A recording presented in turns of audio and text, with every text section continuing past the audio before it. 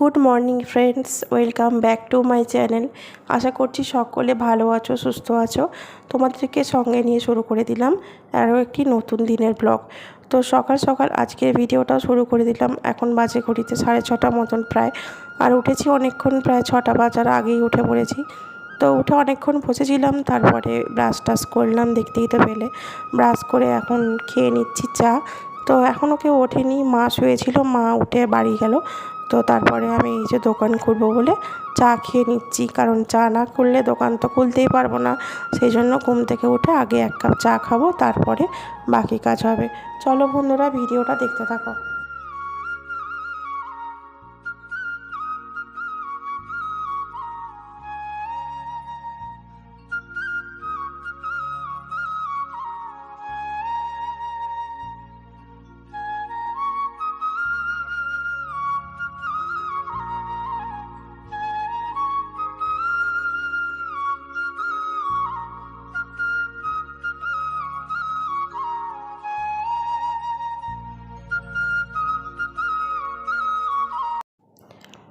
তো ঘুম থেকে উঠে চলে এসেছি, চাটা সমস্ত সব কিছু খাওয়া দাওয়া করলাম। তারপরে এসে আর এক বিন্দু সময় নষ্ট করিনি, জামা কাপড় ছেড়ে নিয়েছি। জামা কাপড় ছেড়ে এসে দোকানের কাজে হাত লাগালাম। তো দেখতেই তো পেরে শাটারটা তুলে দিলাম, তো শাটার খুলে দিলাম।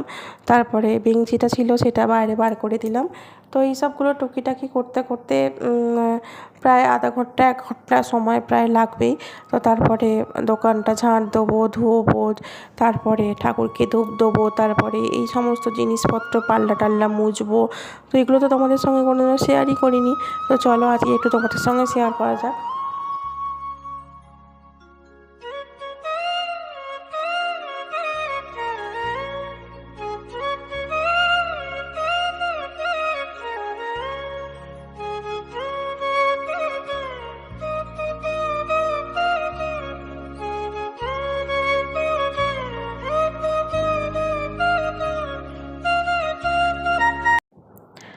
একটা মেয়ে হয়ে জন্মালে তাকে যে কত দায় দায়িত্ব পালন করতে হয় তা শুধুমাত্র মেয়েরাই জানে। তো যখন দায়িত্বগুলো পালন করে তখন তাদেরকে কেউ কিছু বলতে আসে না। আর যখন কিছু পান থেকে চুন খসে তখনই অমনি সবাই মিলে ঝাঁপিয়ে পড়ে। ঠিক আছে, তো একটা মেয়েই পারে কিন্তু সব কিছু অল টোটাল হাসি মুখে কমপ্লিট করতে, সেটা কিন্তু ছেলেরা একদমই পারে না। তো যাই হোক, সকাল সকাল অনেকগুলো কথাই বলে ফেললাম, কারণ আমাদের যখন শুনতে হয় না তখন মনের মধ্যে খুবই কষ্ট লাগে যে তুমি সারাদিন কী করো। আমাকেও শুনতে হয় কথাটা, একবার নয় অনেকবারই শুনতে হয়, রিপিট করে বরঞ্চ, যে সারাদিনে কতটা কাজ করো। আর যখন কাজগুলো করি তখন কেউ মুখের সামনে বলতে আসে না, বা কাজগুলো খুব সুন্দর হচ্ছে তো, অনেক কষ্ট হচ্ছে তো তোমার, এই কথাগুলো কিন্তু কেউ বলে না।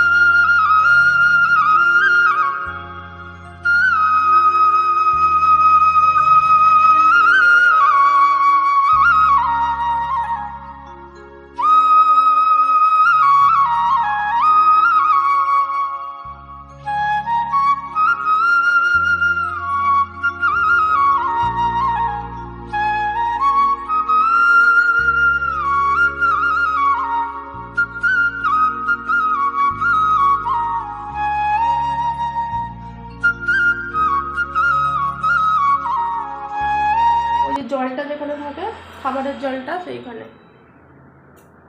তো বন্ধুরা, এই যে আমাদের যেখানে খাবার জলটা রাখি সেখানে ড্রামের মধ্যে একদম পিঁমড়ে হয়ে গোটা ভর্তি হয়ে গিয়েছিলো এই ড্রামটার মধ্যে। তো ড্রামটা নিচ থেকে ধুয়ে মুছে পরিষ্কার করে নিয়ে এলাম। এবার ব্যারেলটাকে উপর করতে হবে। দাদা সকালবেলায় জল দিয়ে গেছে, কিন্তু ব্যারেলটা ওই পিঁমড়ের জন্য উপর করতে পারেনি। আমি আবার লক্ষণ চক দিয়ে গোটা দাগ কেটে দিলাম, এই টুলটার মধ্যে থাকে তো গোটা রাউন্ড করে দাগ কেটে দিলাম যাতে পিঁমড়েগুলো চলে যায়। জলটা তো উপর করতে হবে। বাবা আছো ওখানে? বাবা নেই মনে হয়, দোকানের লোক এসছে, মানে দোকানে বসে আছে, নাহলে জল খেতে পাবো না জল না ঢাললে। বাবা তুই ঢালতে পারবি জল? ব্যারেল উপর করতে পারবি?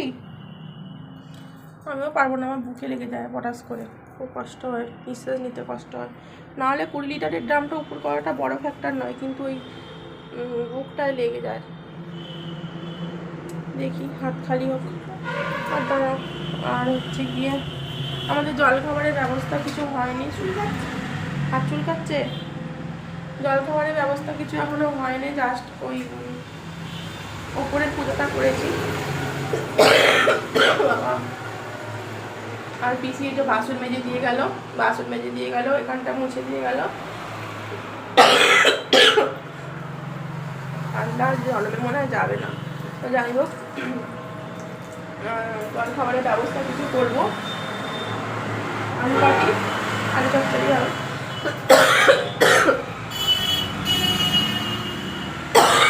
ভাবো তার আগে তো জল খেতে হবে, জল খেয়ে নিয়ে তারপরে তো রান্নার দিকে যেতে হবে না। আমার এখানে দুদিকে যদিও কাজগুলো সব সারা হয়ে গেছে, ঠাকুরের পুজো হয়ে গেছে, ঠাকুরের পুজোটাই মেন, ওইটা হয়ে গেছে, ব্যাস অনেকটা নিশ্চিন্ত হওয়া গেছে। চলো দেখি বন্ধুরা, বেশি বকবক না করে আর জল খাবারের ব্যবস্থাটা করি। তো ঘড়ির কাঁটায় অনেকটা বেজে গেছে, এখন প্রায় বাজে আমি দেখলাম ঘড়িতে 11:30টার কাছাকাছি। 11:30 বাজে না, যদিও 11টা বেজে গিয়েছে, মানে কিছু মিনিট বাকি আছে। আর কখন খাবো বলো, সেই সকাল 6টা থেকে উঠে 6টার আগে থেকে উঠে আমার সংসারের কাজকর্ম করতে করতে আমি প্রায় মানে কি বলবো হাফ সেদ্ধ হয়ে যাচ্ছি। তার উপর আবার পেটে এখনও কিছু পড়েনি, বাচ্চারাও কিছু খাওয়া দাওয়া করেনি। আর আমার বাবাও এসে দোকানে বসেছে, তখন তারপর থেকে বাবাকেও কিছু খেতে দেওয়া হয়নি, শুধু চা দিয়েছিলাম একবার, আর আমি একবার চা খেয়েছি। কি করব বলো, এত ঘর বাড়ি যদি না ভালো করে পরিষ্কার ঠিক টাইমে করতে পারি, আর সেখানে আর কি আর রান্না করব কখন আর খাবো কখন। তো যাই হোক, হেল্পিং হ্যান্ড তো রেখেইছি, তো হেল্পিং হ্যান্ডের সাহায্য তো অনেকটাই পাই, তবুও মানে সেটা বলার ভাষা নেই, তবুও নিজেকেও অনেকটা খাটতে হয়। তো যাই হোক, এখানে পটল ভাজা করলাম, আর আলুগুলো কেটে নুন দিয়ে হলুদ দিয়ে লঙ্কা দিয়ে সব মাখিয়ে রাখলাম। পটলটা ভেজে আলুটা ভেজে নিয়েছি, তারপরে ওই আলু ভাজা করতে করতেই ওই 10টা 12টার মতন ময়দা মাখিয়েছি লুচি করব বলে, মানে 10টা বা 12টা লেচি হয়েছে এরকম, মানে সবাইয়ের 2টো 3টে করে এরকম ভাগে পড়বে, কারণ একটু জলখাবারে মানে ওই রকম 2টো 3টে হলেই সকলের পেট ভরে যায়। কারণ আমার এখন মুড়ি চিবোতে ইচ্ছা করছে না, সেই জন্যই একটু ময়দা মেখে লুচি করলাম। আর মেয়েরাও খাবে সেই জন্যই আরোই করলাম, মেয়েদের জন্যই বিশেষ করে। তো যাই হোক, পটলটাও অনেকগুলো ছিল, শুকনো হয়ে যাবে, তাই সেই জন্য পটলটা ভাজা করে নিলাম, বাবাতে আমাতে খেয়ে নেবো, আর বাচ্চারা আলু ভাজা দিয়ে খাবে। ঠিক আছে, তো মেয়ে বায়না করছিল যে আলুর দম দিয়ে খাবে বলে, কিন্তু আজকে আমি আলুর দম করতে অপারগ, কারণ অনেকটাই বেলা হয়ে গেছে। এখন যদি আলুর দম বানাতে হয় তাহলে আর দুপুরে রান্নাবান্না আর হবে না, আর আমাকেও দোকানে বসতে হবে, কিছুই হবে না। তো চলো বন্ধুরা, ঝটাপট করে কয়েকটা লুচি আমি ভেজে নিই, তারপরে এইগুলোকে সব নিয়ে নিচে যাব, নিচে গিয়ে খাওয়া দাওয়া করব। তো বন্ধুরা, এখানে জলখাবারের ব্যবস্থা হচ্ছে, দেখো ওই কয়েকটা লুচি করলাম, আর তার সঙ্গে আলু ভাজা আর পটল ভাজা। ঠিক আছে, তো এই হলো আমাদের জলখাবারের আজকের ব্যবস্থা। তো এর বেশি আর কিছু করতে পারলাম না, এটাই অনেক হয়ে গেছে। তো দেখো এই তো শেষমেশ লুচি ভাজি, একটু দিতে তেল নেই, শুধু পরোটার মতন করে নিচ্ছি। ঠিক আছে, একদম তেলে সেঁকে সেই নানের মতন করে করে নিচ্ছি। আমি নান করলেও এরকমভাবে মাঝে মাঝে করি, জানো তো, তেলে সেঁকে তেলে ছাঁকা তেলে না ভেজে। তো যাই হোক, সবাইকে খেতে দিয়ে দিয়েছি, আর আমার খাবার তো এখানে আছে, দেখতে পাচ্ছ, আলু ভাজা আর 4টে লুচি। তো এটা আমি এখন খাবো, খেয়ে নিচে চলে যাবো। নিচের দোকানটা পুরো আলগা, বাবা মাকে নিয়ে ডাক্তারখানা গেল। ঠিক আছে, তো আমাকে এখানে হক করে নিচে যেতে হবে। তো পরে দেখা হচ্ছে তোমাদের সঙ্গে। তো এই যে দুপুরবেলা খাওয়া দাওয়া হচ্ছে, এখন খেতে বসে পড়েছি, অনেকটা বেলা, এখন প্রায় 2:23 হয়ে গেছে ঘড়িতে। তো রান্না করলাম ডাল ভাতে আর ভাত। ঠিক আছে, তো ডাল ভাতে ভাত আর টমেটোর চাটনি করেছি। এই যে দেখো একেবারে নিয়ে বসে পড়েছি খেতে। তো তোমাদেরকে ব্যাক ক্যামেরা দেখাচ্ছি। তো এই যে আমাদের ঘি, ফেনে ভাত, ডাল সেদ্ধ মাখা সবার জন্য বেড়ে নিয়েছি এখানে। এইটা আমার কুচুমার, হ্যাঁ এটা ওইটা বাবায়ের, আর এইটা মায়ের ভাত, এটা বাপের ভাত ড্যাডির। আর এই যে টমেটোর চাটনি দিকে বসলাম কি করে। আর মাছের ঝাল কালকে রাখা আছে, বাবার জন্য গরম করে দিয়েছি। তো আমার ভাতটা হাঁড়িতে আছে, আমি এখনো বাড়িনি, তবে এক্ষুনি বাড়বো। ঠিক আছে, ঘি দেওয়ার সঙ্গে সঙ্গে ভাতের মধ্যে সব গলে চলে গেছে নিচে। আমার মানুষটা অনেকটা ঘি পড়ে গেছে, মনে তোরটা ঘি অনেক পড়ে গেছে। বন্ধুরা দেখো মাছ নিয়ে এসেছি কিনে। এই যে রাত্রিবেলা বাজারে গেছিলাম এই এক্ষুনি, তো ওই জন্য মাছ কিনে নিয়ে এলাম। মাছ কিনতে গিয়েছিলাম, আমি যেই মাছ কিনতে গেছিলাম সেই মাছ পাইনি, সেই মাছ অন্য মাছ নিয়ে এসেছি। আমি ইলিশ মাছ কিনতে গিয়েছিলাম, কিন্তু নেই বাজারে ইলিশ মাছ। বললো পয়লা বৈশাখের পর যদি খেতে চাও ভালো মাছ, পয়লা বৈশাখের পর। পয়লা বৈশাখ কবে? পয়লা বৈশাখ, বৈশাখ মাসের পয়লা। বললো এখন ইলিশ মাছ কাঁচা লঙ্কার মতন সরু সরু, নো টেস্ট নো স্বাদ। যাই হোক সন্ধেবেলায় একটু মাছ কিনতে গিয়েছিলাম বাজারে। তো বাজারে গিয়ে দেখি না ইলিশ মাছ নেই। ইলিশ মাছ কেনার জন্যই বাড়ি থেকে মনস্থির করে গিয়েছিলাম যে একটু ইলিশ মাছ কিনবো, তাহলে ইলিশ মাছ দিয়ে সকলে মিলে রাত্রিবেলা ভাত খাওয়া হবে আর কি, ইলিশ সর্ষে ইলিশ করে। তো যাই হোক ইলিশ মাছ কিন্তু বাজারে দেখতে পাইনি, যার কাছে মাছ নেই সে বললো বৌদি এখন মাছের কোনো স্বাদ গন্ধ নেই, তো পয়লা বৈশাখটা কাটতে দাও, তোমাকে ভালো মাছ এনে দেবো। তো যাই হোক ওরা তো জানবে অবশ্যই কোন মাছের কীরকম স্বাদ। আর এখন আমি এই যে কাতলা মাছটা নিয়ে নিলাম, বাধ্যবাধকতা কাতলা মাছটা ছাড়া আর অন্য কোনো মাছ আমি আর খাই না। ঠিক আছে, তো কাতলা মাছটা একটু বেগুন দিয়ে, এই আলু দিয়ে, পটল দিয়ে, ঝিঙে দিয়ে ঝোল হবে আর ভাত হবে। আর মাছটা না খুব সুন্দর করে লেবু দিয়ে একেবারে ভিজিয়ে রেখে বেশ খসখসে করে ধুয়ে নিচ্ছি, যাতে মাছের মধ্যে সব কিছু মানে খুব ভালো করে ধোয়া হয়, আর এতে অ্যাসিড অম্বল কিচ্ছু করে না, আর মাছটাও খুব সুন্দর, কোনো গ্যাস গন্ধ ছাড়ে না। তো চলো রান্না করব। তো মা এখানে সবজি কাটতে বসেছে, আর মাছটাতে আমি নুন আর হলুদ মাখিয়ে দিয়ে একেবারে রেডি করে রেখে দিয়েছি। তারপরে হাত টাতগুলো ধুয়েছি, জামা কাপড় ছেড়েছি, এসব করেছি। আর এখানে ভাতের হাঁড়ি বসে গেছে, চালও তুলে দিয়েছি, আর এপাশে কড়াই বসে গেছে, গ্যাস জেলে দিয়েছি। ঠিক আছে, মা এখানে সবজি কাটছে, আর এখানে কয়েকটা মাছ বেশি মানে প্রয়োজনের থেকে বেশি আছে কালকের জন্য। আজকে সবাইয়ের গুনে গুনে একটা করে, আর কালকের জন্য 4টে না 5টা রেখে দিলাম, তাও আজকে একটা এক্সট্রা মাছ রান্না হয়ে গেছে।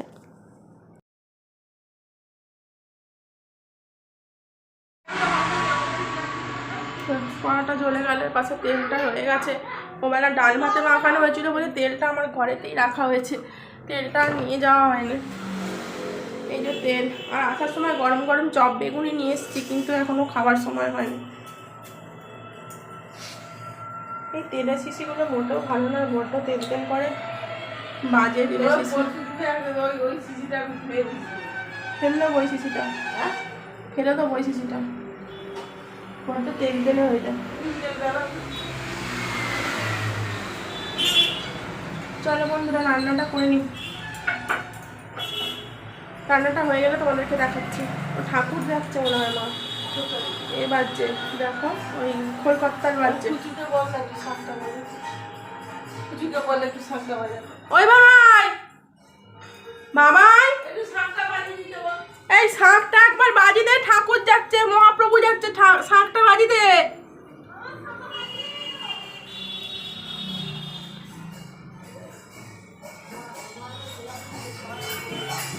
ঠাকুর যাচ্ছে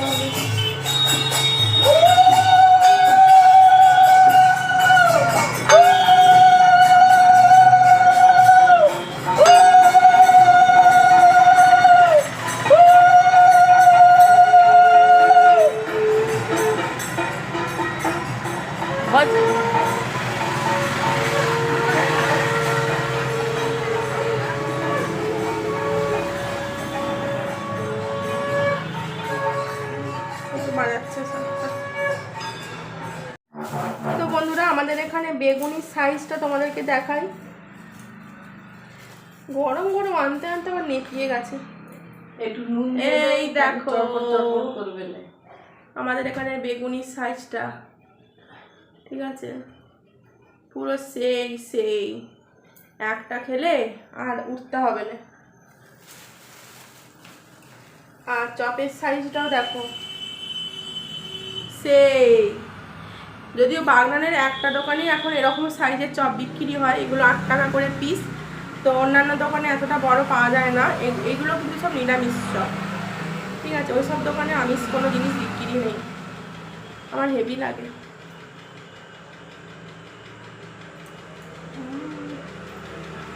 পুরো সেই।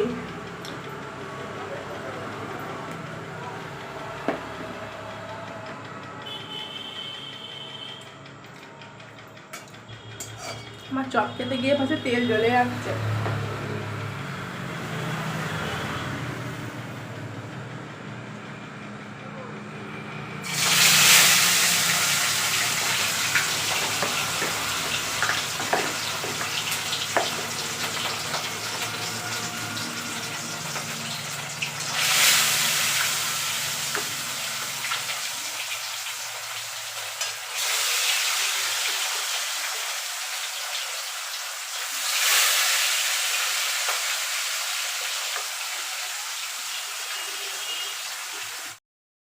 রান্নাবান্না কমপ্লিট। তো এখন সবাইকে খেতে দিয়ে দিয়েছি।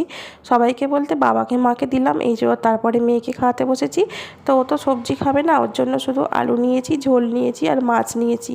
তো মাছটা সর্ষে পোস্ত বাটা দিলাম আর ধনে মৌরি দিয়েছি, এইসব দিয়ে মাছের ঝোল হয়েছে, যেটা আমাদের সবাই খেতে খুব ভালোবাসে। আর এই যে ভাতটা মাখিয়ে ওকে এখন খাওয়াতে বসবো, আমরা একটু পরে করে খাবো। খাওয়া দাওয়া করে যখন শুতে শুতে মনে হয় অনেকটা রাত হয়ে যাবে। তো চলো খাওয়া দাওয়া করে নিই, পরে তোমাদের সঙ্গে আসছি।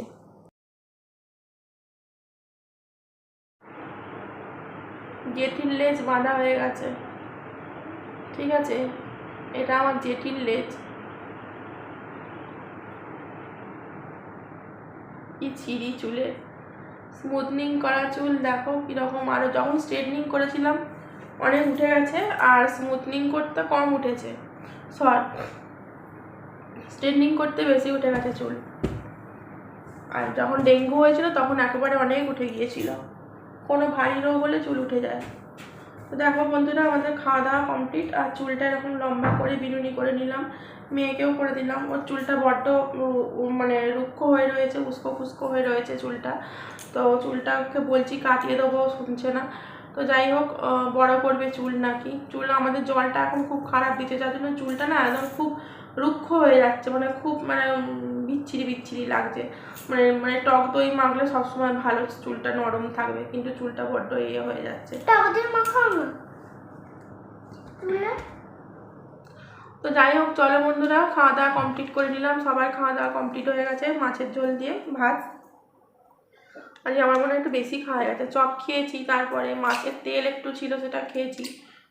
ভালো লাগে না, কেমন কেমন লাগছে একটা। যাই হোক, ভাত একদম অল্প করে খেয়েছি। মেয়ে খেলো না, মেয়ের ভাত চাপা দেওয়া হয়ে রয়েছে। আর তোমাদের দাদার আসতে কত রাত হবে জানি না, বলতে পারছি না। তার রাত হবে বলেছে, যদি সময়ের মধ্যে আসতে পারে খাবে, নাহলে হয়তো চাপা দেওয়া হয়েই পড়ে থাকবে।